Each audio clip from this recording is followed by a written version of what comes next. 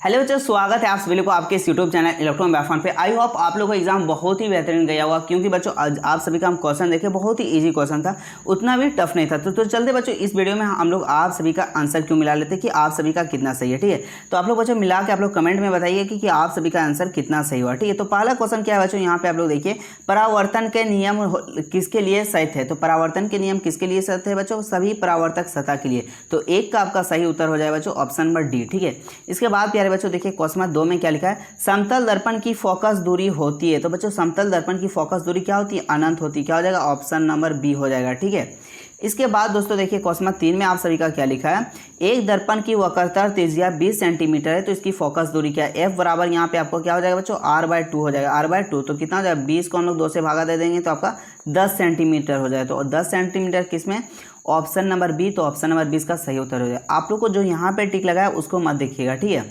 ये किसी स्टूडेंट का है, ठीक है, ये तो नहीं होगा, ऑप्शन नंबर बी हो जाएगा। ठीक है, इसके बाद बच्चों देखिए क्या लिखा है क्वेश्चन नंबर 3 में हम लोग देखते हैं, 4 में देखिए 4 में क्या लिखा है, वस्तु के आकार वस्तु के प्रतिबिंब प्राप्त करने के लिए किसी वस्तु का उत्तल लेंस के सामने कहाँ रखा जाना चाहिए।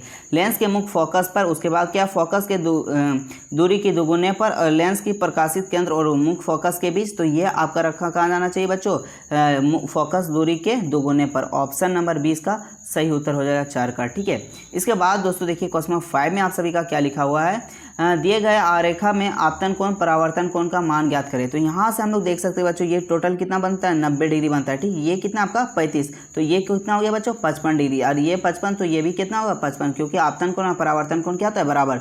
तो ऑप्शन नंबर 20 का सही उत्तर हो जाएगा। ठीक है, इसके बाद प्यारे बच्चों देखिए क्वेश्चन नंबर नेक्स्ट क्या लिखा है आप सभी का, कि एक गोलीय दर्पण तथा पतले लेंस गोलीय लेंस की फोकस लंबाई -15 सेंटीमीटर है। दर्पण और लेंस संभावता है, दोनों क्या होगा बच्चे, तो दोनों आपका हो जाएगा अवतल। अवतल किस में दिख रहा है दोस्तों, ऑप्शन नंबर ए। तो ऑप्शन नंबर ए इसका बिल्कुल सही उत्तर हो जाएगा। ठीक है, किसका, 6 का। इसके बाद दोस्तों देखिए क्वेश्चन नंबर 7 में आप सभी का क्या लिखा हुआ है, एक वस्तु का अवतल दर्पण के सामने 60 सेंटीमीटर दूरी पर रखा है। ठीक है, कोई भी अवतल दर्पण है, ठीक है, उसमें कितना 60 सेंटीमीटर के दूरी में है। ठीक है, दर्पण द्वारा बनाया गया वास्तविक प्रतिबिंब के सामने 30 सेंटीमीटर दूरी पर स्थित है। तो वस्तु का आवर्धन क्या होगा, तो बच्चों इसका आपका वस्तु का आवर्धन क्या हो जाएगा, तो आपका हो जाएगा -0.25 हो जाएगा। ठीक है, क्योंकि बच्चों कौन सा दर्पण है, अवतल दर्पण है, इसलिए आपका क्या हो जाएगा, माइनस में लग जाएगा। ठीक है, तो ऑप्शन नंबर डी इसका सही उत्तर हो जाएगा। इसके बाद दोस्तों देखिए क्या लिखा है क्वेश्चन नंबर 8 में, कि एक वस्तु का उत्तल दर्पण के सामने 40.0 सेंटीमीटर दूरी पर रखा गया है, तो प्रतिबिंब दर्पण के 15 सेंटीमीटर पीछे दिखाई देता है। दर्पण की फोकस दूरी क्या है, आपको क्या पूछा है बच्चों, दर्पण की फोकस दूरी। तो इसका निकल जाएगा 8 का हो जाएगा बच्चों, ऑप्शन नंबर ए हो जाएगा। ठीक है, 8 का क्या हो जाएगा, ए हो जाएगा। ठीक है, इसके बाद प्यारे बच्चों देखिए क्वेश्चन नंबर 9 में क्या लिखा है आप सभी का, वह एक वस्तु की अपसारी लेंस 10.0 सेंटीमीटर दूरी पर रखा गया है, जो लेंस से कितना 6.5 सेंटीमीटर की दूरी की छवि बनाई है। तो लेंस की फोकस दूरी कितना हो जाएगा, तो लेंस का फोकस दूरी कितना हो जाएगा बच्चों, 3.9 सेंटीमीटर। कितना हो जाएगा, 3.9 सेंटीमीटर हो जाएगा। ठीक है, इसके बाद दोस्तों देखिए क्या लिखा है क्वेश्चन नंबर नेक्स्ट में 10 में, समान दृष्टि वाले वयस्क व युवा वयस्क के लिए स्पष्ट न्यूनतम दूरी क्या है, लगभग। तो न्यूनतम दूरी कितना हो जाएगा बच्चों, 25 सेंटीमीटर। कितना हो जाएगा, 25 सेंटीमीटर, यानी ऑप्शन नंबर सी का बिल्कुल सही उत्तर हो जाएगा। ठीक है, इसके बाद दोस्तों देखिए क्या लिखा है क्वेश्चन नंबर 11 में आप सभी का, कि निम्नलिखित में किस रंग का तरंगदैर्घ्य सबसे अधिक होता है। तो तरंगदैर्घ्य बच्चों सबसे अधिक किसका होता है, लाल का होता है, यानी ऑप्शन नंबर ए हो जाएगा। ठीक है, इसके बाद दोस्तों देखिए क्या लिखा है क्वेश्चन नंबर 12 में आप सभी का, विशिष्ट प्रतिरोध का एसआई मात्रक होता है, जो स्पेसिफिक रेजिस्टेंस होता है बच्चों, उसका एसआई मात्रा होता है ओम मीटर होता है। क्या होता है, ओम मीटर। ऑप्शन 20 का सही उत्तर हो जाएगा। ठीक है, उसके बाद दोस्तों देखिए क्या लिखा है 13 में, 4.0 ओम, 6.0 ओम और 10.0 ओम के 3 प्रतिरोध किसमें जोड़ना है बच्चों, श्रेणीक्रम। तो 4 + 6 + 10 कितना हो गया आपका, टोटल जोड़ने के कितना हो गया, 20 ओम। 20 ओम किसमें दिख रहा है, ऑप्शन नंबर ए। तो ऑप्शन नंबर ए इसका सही उत्तर हो जाएगा। ठीक है, इसके बाद दोस्तों देखिए क्या लिखा है क्वेश्चन नंबर 14 में आप सभी का, कि प्रतिरोध आर का तार के 10 बराबर भागों में काटा जाता है, जिन्हें समांतर में जोड़ा जाता है। तो नया प्रतिरोध होगा, नया प्रतिरोध क्या हो जाएगा बच्चों, 0.01 आर हो जाएगा। क्या हो जाएगा, 0.01 आर हो जाएगा। ऑप्शन नंबर इसका सही उत्तर हो जाएगा। ठीक है, इसके बाद दोस्तों देखिए क्या लिखा है क्वेश्चन नंबर 15 में, ऑक्सीकरण का वह प्रक्रिया जिसमें शामिल होता है। ऑक्सीजन का संयोग मतलब ऑक्सीजन का गेन होता है। तो ये आपका होगा 15 का हो जाएगा बच्चों, ऑप्शन नंबर ए हो जाएगा। ठीक है, इसके बाद प्यारे बच्चों देखिए क्या लिखा है क्वेश्चन नंबर 16 में, जब चांदी हवा से अभिक्रिया करती है, ठीक है, जो वायु से अभिक्रिया करती है बच्चों, O2 से, ऑक्सीजन से, तो उस पर काले रंग की परत चढ़ जाती है। कौन सा चढ़ जाता है? काले परत की रंग चढ़ जाती है। तब क्या हो जाता है बच्चों? Ag2S हो जाता है। क्या होता है? Ag2S हो जाता है, ठीक है। ऑप्शन नंबर 20 का सही उत्तर हो जाएगा, ठीक है। ये था आपका सल्ला का, किसका था? सल्ला का क्या हो जाएगा? बी हो जाएगा, ठीक है। इसके बाद दोस्तों देखिए क्या लिखा है 17 का, वह पदार्थ जो वसा और तेल वाले भोजन में मिलाया जाता है उन्हें क्या कहते हैं? तो विकृत गंधी कहते हैं, ऑक्सीकरण करता है, या कुलेट करता है, या प्रति ऑक्सीकरण करते हैं। तो इसका आपका 17 का हो जाएगा बच्चों ऑप्शन नंबर डी, प्रति ऑक्सीकरण कहते हैं, ठीक है। ऑप्शन नंबर डी हो जाएगा। इसके बाद दोस्तों क्या लिखा है क्वेश्चन नंबर 18 में, उस उत्पाद का नाम बताइए जब लोहे बुरादे की अभिक्रिया पतला HCl थी, हाँ, हाइड्रोक्लोरिक से होती है। तो क्या होता है आपका बच्चों? ये हो जाएगा आपका, क्या हो जाएगा?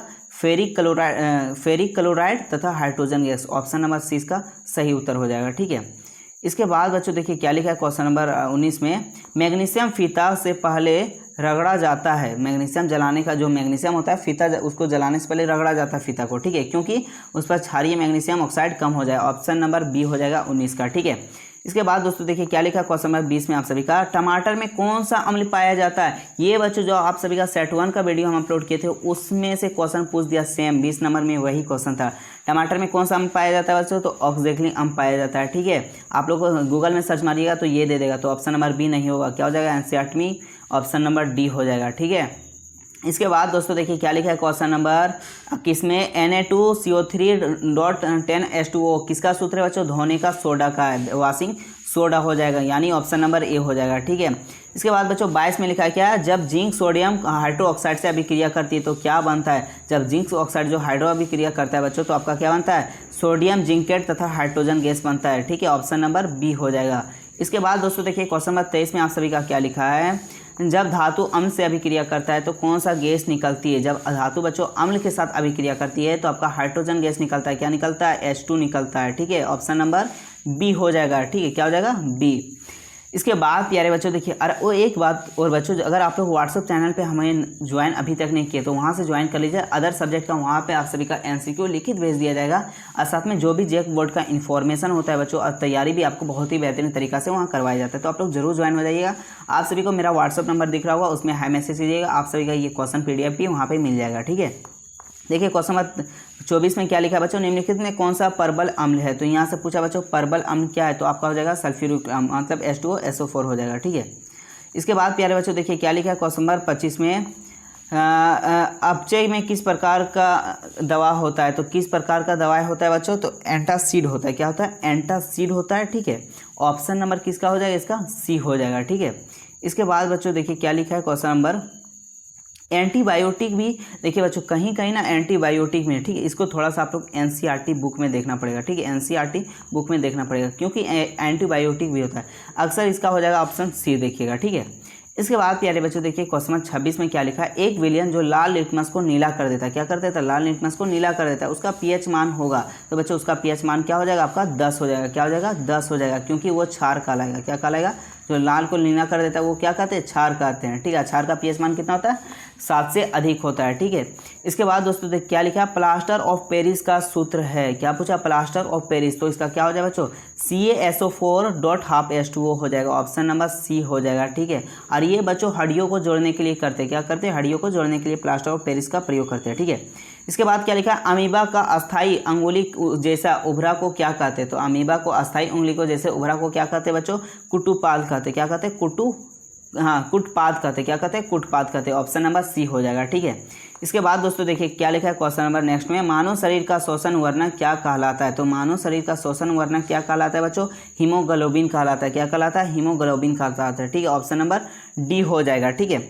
इसके बाद दोस्तों देखिए क्या लिखा है क्वेश्चन नंबर 30 में आप सभी का, कि मुंह में कौन सा एंजाइम भोजन को पचाता है? तो मुंह में कौन सा एंजाइम जो भोजन को पचाता है? तो एमालाइज हो जाएगा, ठीक है। ऑप्शन नंबर डी हो जाएगा, ठीक है।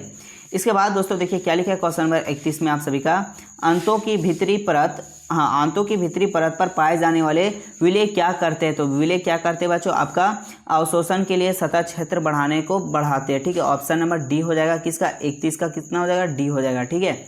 इसके बाद दोस्तों देखिए क्या लिखा है क्वेश्चन नंबर 32 में, राजीव कक्षा में अनुपस्थित था क्योंकि उसने शारीरिक व्यायाम से अधिक किया था, दर्द के कारण, लैक्टिक अम्ल के कारण, एसिटिक अम्ल के कारण, प्रोपिक अम्ल के कारण, इनमें से कोई नहीं। तो इसका 32 का आपका हो जाएगा बच्चों ए हो जाएगा। क्या हो जाएगा 32 का ए हो जाएगा, लैक्टिक अम्ल के कारण हो जाएगा। ठीक है। इसके बाद दोस्तों क्या लिखा है क्वेश्चन नंबर 33 में, मानव हृदय की दाहिने भाग में क्या होता है। तो मानव हृदय के दाहिने भाग में क्या होता है बच्चों, ऑक्सीजन रहित रक्त होता है, ऑक्सीजन रहित रक्त होता है, यानी ऑप्शन नंबर सी इसका सही उत्तर हो जाएगा। ठीक है।